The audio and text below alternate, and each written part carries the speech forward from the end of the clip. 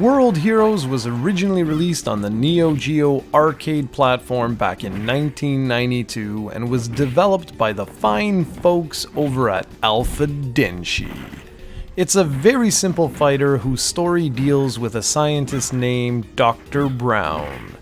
Yeah, I wonder where they got that name from.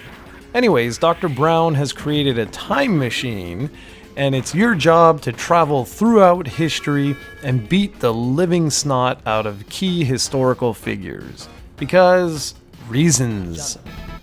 Some of these characters are actually based on real-life historical badasses, including Hattori Hanzo, Fuma Kotaro, Grigory Rasputin, Bruce Lee, and Genghis Khan, and actually quite a few more.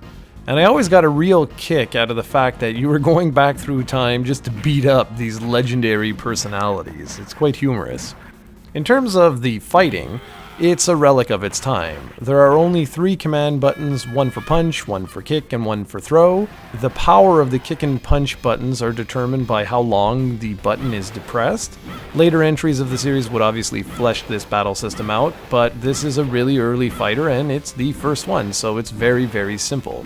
And yes, there are some very basic special attacks you can perform, but for the most part, this is the type of game where you want to understand the fundamentals of a fighting game.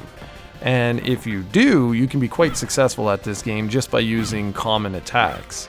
And truth be told, if you're just getting into fighting games, this isn't a bad fighter to experiment with because it does a good job of teaching you the fundamentals quite well. And I always say to stick with Street Fighter 2, but this one isn't bad to show you how other developers were trying to tweak the formula at the same time, but not going overboard. The backgrounds are bright and colorful, and while they only feature limited movement, they still look quite nice and distinct. The animations in the fighters is limited and the overall movement is quite slow, but I find the whole package comes together quite nicely and makes World Heroes a very unique fighter.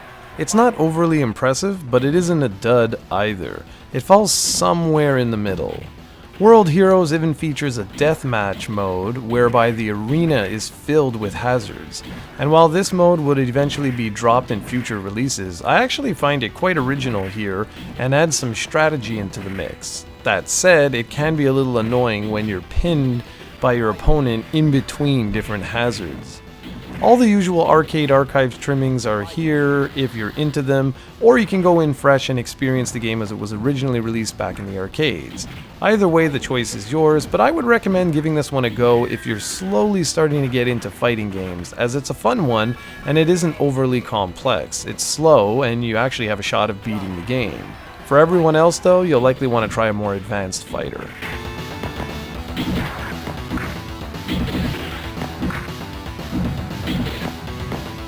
Fight.